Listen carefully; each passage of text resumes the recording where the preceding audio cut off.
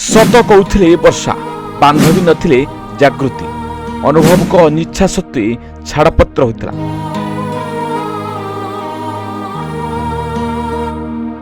ଦର୍ଶକ ବନ୍ଧୁ, ଧୀରେ ଧୀରେ ସତ ହେଉଛି ବର୍ଷାଙ୍କ କଥା ଆଉ ପ୍ରମାଣିତ ହୋଇଯାଉଛି ବର୍ଷାଙ୍କ ଅଭିଯୋଗ। ଏପରି ପ୍ରଶଂସକମାନେ ସୋସିଆଲ ମିଡିଆରେ ଚର୍ଚ୍ଚା କରୁଛନ୍ତି। କିଏ କହୁଛନ୍ତି ବର୍ଷାଙ୍କ ଭୁଲ ପାଇଁ ଏମିତି ଭୋଗିଲେ ତ, ଆଉ କିଏ କହୁଛନ୍ତି ଅନୁଭବଙ୍କ ଭୁଲ ପାଇଁ ଛାଡ଼ିଦେଲେ ବର୍ଷା।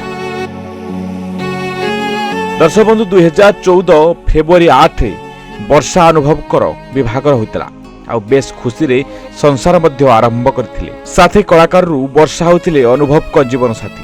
ସଂସାର ରୂପକ ପିଞ୍ଜରାରେ ଉଭୟ ବନ୍ଦୀ ହୋଇଥିଲେ। ଭାବିଥିଲେ ଏହି ଛୋଟ ପିଞ୍ଜରାରେ ସାଥୀ ହୋଇ ଜୀବନ ସାରା ରହିବା। ହେଲେ କେଉଁ ଶିକାରୀର ନଜର ପଡ଼ିଗଲା ସେହି ଲଭବାର୍ଡଙ୍କ ଉପରେ ଆଉ ଉଭୟଙ୍କୁ ଅଲଗା କରିବାକୁ ଷଡ଼ଯନ୍ତ୍ର କଲା। ଜାଲ ମଧ୍ୟ ବସେଇଦେଲା। ବହୁ ଜଲ୍ଦି ସେହି ଜାଲରେ ଗୋଟିଏ ଲଭବାର୍ଡ ଧରା ପଡ଼ିଗଲା। ଦୁଇ ଲଭବାର୍ଡଙ୍କ ମଧ୍ୟରୁ ଗୋଟିଏ ବାର୍ଡକୁ ଯେତେବେଳେ ଶିକାରୀ ଧରି ନେଇଗଲା, ଏବେ ବର୍ଷା ଗାଉଛନ୍ତି କିଏ ଦେଲା ଉଡ଼ାଇ ମୋ ସୁନା ଚଢ଼େଇ।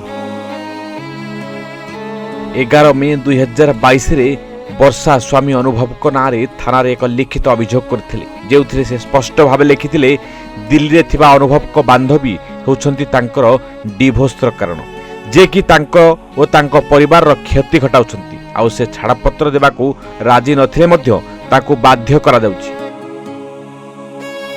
ଏହି ମାମଲା ବାରମ୍ବାର କୋର୍ଟରେ ଗଡ଼ିବା ପରେ ଶେଷରେ ଛାଡ଼ପତ୍ର ହୋଇଥିଲା ଆଉ ଅଲଗା ହୋଇଯାଇଥିଲେ ଦୁଇ ଲଭବାର୍ଡ।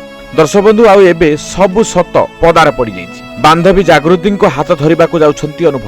ସରିଛି ଉଭୟଙ୍କର ମେହେନ୍ଦି, ସରିଛି ହଳଦୀ, ଆଉ କିଛି ଘଣ୍ଟା ପରେ ବିବାହ ବନ୍ଧନରେ ବାନ୍ଧି ହେବେ ଉଭୟ।